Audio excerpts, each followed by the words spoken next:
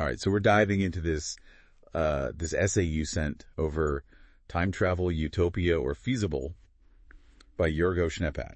Yeah. And it's really fascinating. It really is. It's looking at this question of whether time travel is just pure fantasy or a scientific possibility. Yeah. You know what really struck me was how Jörg-Owe goes beyond just the science of it all. Yeah. He really delves into The ethics. the ethics and the cultural impact. Yes. Which really gets you thinking. Yeah. It does make you kind of stop and think, like, what would it mean for us as humans if we could actually journey through time? Exactly. Like, Schneppat starts off connecting all this to Einstein. Right. Which already I'm like, whoa. It's mind-blowing how Einstein's theories of relativity, especially general relativity, open up this possibility. Yeah.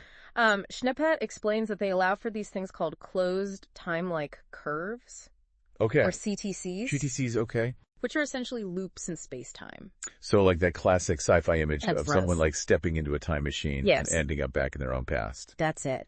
Okay, so I'm trying to wrap my head around this. Sure. A CTC, this closed time-like curve, is like a path through space-time that circles back on itself. That's exactly it. Does Schneppat give any like concrete examples? He does. Of how this could actually work in the real world? He uses the cylinder universe model. Cylinder universe. To illustrate how CTCs could theoretically exist. It's a bit complex. Yeah. But essentially, imagine a universe shaped like a rotating cylinder. Okay, a cylinder. Yeah, and under very specific conditions, like a path around this cylinder could act as a CTC. Wow. Allowing for time travel. So theoretically, at least, yeah, according to Einstein's theories and this cylinder universe model going back in time isn't impossible. That's what it suggests. But then wouldn't we run into all sorts of paradoxes? Right. Like classic one. Yeah. What if you went back in time and accidentally prevented your own birth? That's the classic grandfather paradox. Grandfather paradox. Which Schneppat dives right into. Okay. He talks about that. Yeah. As highlighting the potential for contradictions and these unintended consequences. Yeah, it seems like messing with history would have some pretty serious repercussions. Does Schneppat kind of explore those ethical concerns? He does. He calls it the double-edged sword of time travel. Oh. So on one hand, there's that utopian dream of fixing past mistakes or witnessing historical events firsthand. Yeah, like being there when something important happened. Yeah, but then on the other hand, you have this dystopian possibility of unintended consequences. Right. And these ethical dilemmas. Yeah, it's like, who are we to go back and just change the entire course of history? It's a big question. And what gives us that, right? Yeah, and what if even a tiny change creates some sort of ripple effect? Yes. With unforeseen consequences. Yeah, we could really mess things up. You never know. Schneppat doesn't really give us easy answers, does he? He doesn't. He really doesn't. But he definitely raises some crucial questions. Absolutely. About the responsibility that would come with the ability to just manipulate time. For sure. Like, it's not just hopping into a time machine and stepping around to the past. It's not that simple. So this is getting pretty heavy. It is. We've got Einstein's theories suggesting time travel might be possible. But also these mind-boggling paradoxes and ethical concerns. A lot to consider. Where does Schneppat go from there? Well, he kind of shifts gears a little bit. And he starts looking at how time travel is portrayed in popular culture. Interesting. He uses examples like Doctor Who and Back to the Future. Those are classic. To illustrate how these stories often reflect our anxieties and hopes about time itself. Oh, that's interesting. Yeah. So even if we can't actually travel through time yet, these stories let us kind of explore those what-ifs. Exactly. In a safe fictional space. Yeah, it's a way to grapple with these big questions about our relationship with time. Like regret. Yeah. Second chances. The desire to change the past. Like, Back to the Future plays with that idea of altering events to change your present. Exactly. Whereas Doctor Who often shows like the complexities of interfering with history. Yeah. And Schneppat points out how these narratives can reveal a lot about our cultural attitudes. Towards time. Yeah.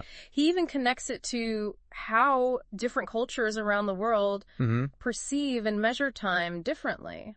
That's a point I hadn't considered before. Yeah, it's fascinating. It's true. Like some cultures are very schedule-driven. Yes. While others are more flexible and relationship-oriented. Exactly. So would Schneppat say those differences impact how we even imagine time travel? He argues that our cultural understanding of time shapes how we envision the possibilities and consequences. Of manipulating it. Of manipulating it, yeah. So, for example, a culture that values, like, precision and punctuality might approach time travel with more caution. Yeah, with more trepidation. Whereas a culture that's got a more fluid concept of time might be more open to the unknown. More willing to experiment. If that's a lot of sense. It's fascinating, isn't it? Yeah, it's like our own cultural biases and assumptions about time would inevitably influence how we'd use it. If it were ever possible. If it were ever possible. Yeah. But I'm still curious about the science. Sure. Does Schneppat go back to that at all? He does, but he connects it to something. Okay. We've already touched on time dilation. Oh, right. Remember, that's the idea that time can pass at different rates. Yeah. Depending on things like speed and gravity. Right, like how time would slow down. Exactly. For someone traveling at near the speed of light. Yeah. Compared to someone standing still. That's it. And Schneppat emphasizes that time dilation isn't just this theoretical concept. No, it's a real phenomenon. With practical implications. Like what?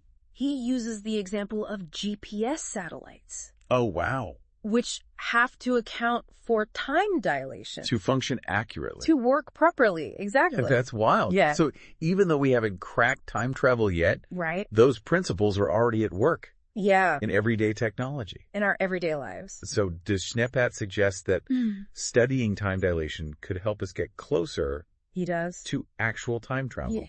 Yeah, he sees it as a key area of research. That could lead to further breakthroughs in our understanding of time. Yeah. And the potential for manipulating it. Okay. And he also brings up wormholes again. He does. Which are those theoretical tunnels through space-time, like shortcuts through the universe. Yeah. But remember, Schneppat said they're still very hypothetical. Very hypothetical. Right. The existence of wormholes is still highly speculative, and we don't know if they'd be stable or reversible, even if they do exist. But Schneppat argues that studying them, along with time dilation and other related phenomena, is crucial for advancing our knowledge in this field. Yeah. So it sounds like Schneppat is really advocating for a multidisciplinary approach. To studying time travel. Yeah. Bringing together physics, philosophy, cultural studies, ethics. Absolutely. He sees it as a complex issue. Right. That requires collaboration across different fields of expertise. And honestly, that makes sense. It does. We're talking about potentially altering the very fabric of reality. It's not something to be taken lightly. No, it's not. No. So where does Schneppat leave us at the end of his essay? Yeah. Does he give us any concrete answers? He doesn't. About whether time travel is actually feasible?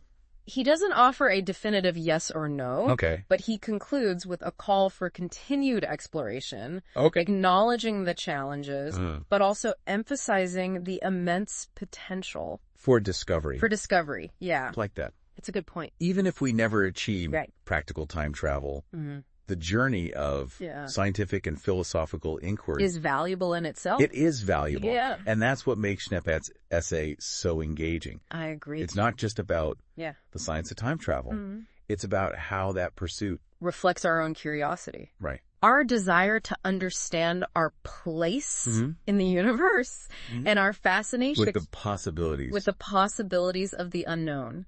It's definitely a thought-provoking read. It is. What stood out to you the most? That's a tough one. Yeah.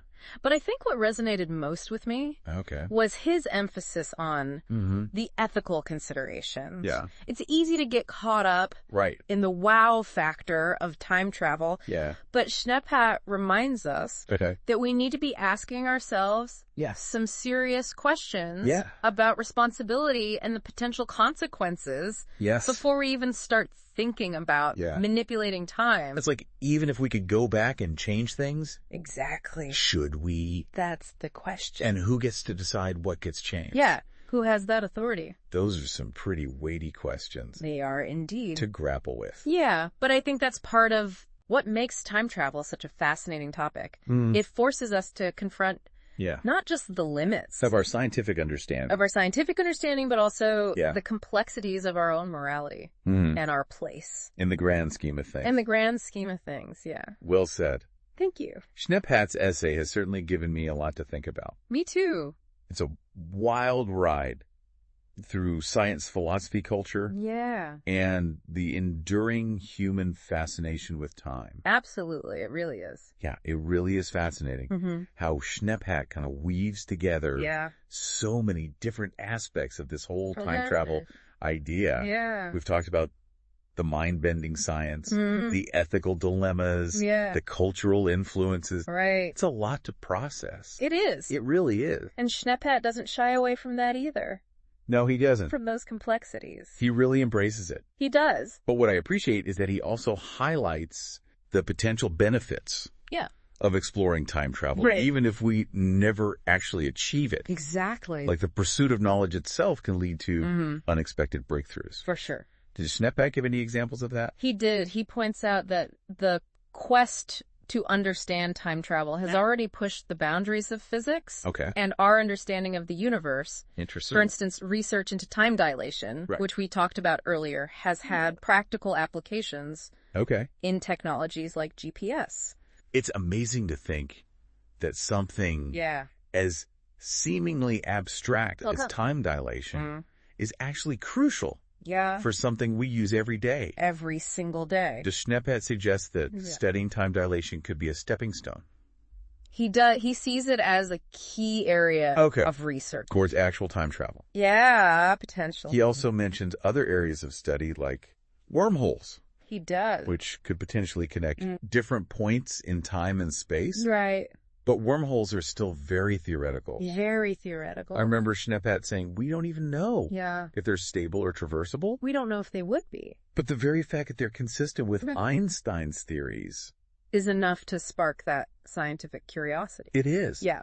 And Schnephat argues that exploring these concepts, even if they seem far-fetched now, can lead to unexpected discoveries and advancements in other areas of science. Absolutely. So even if we never build a working time machine, the journey of trying to figure it out could have huge benefits. Could have massive benefits. For our understanding of the universe. Absolutely. So does Schnephat offer any final thoughts? He does. On what the future holds Yeah. for time travel research? He ends his essay with a call Okay. for continued exploration, Mm-hmm. emphasizing that we need to approach this complex issue from multiple angles. Okay. Scientific, philosophical, ethical, and cultural. Wait, like all of it? He seems optimistic about the potential for future discoveries, but he also acknowledges the immense challenges ahead. That makes sense. Yeah. It sounds like Schnephat believes that the pursuit of knowledge, even in the face of uncertainty, is always worthwhile. I think that is his core message. Yeah. And a powerful one. It is. Is that what we may never know for sure whether time travel is possible. Yeah. But the quest to understand it can expand our knowledge, challenge our assumptions, and ignite our imaginations. Well said. Thank you. I think Jörg-Owe Schnephat's essay has given us a lot to think about. It has. It's a fascinating journey through the science, the possibilities, and the responsibility that come with exploring the mysteries of time travel. Thanks for helping me unpack all of this. My pleasure. It was great. It's been a great discussion. Yeah, it really has. And who knows, maybe one day we'll be having this conversation from different points in time. That would be amazing. That would be something else. All right. Well, thanks again. Thank you.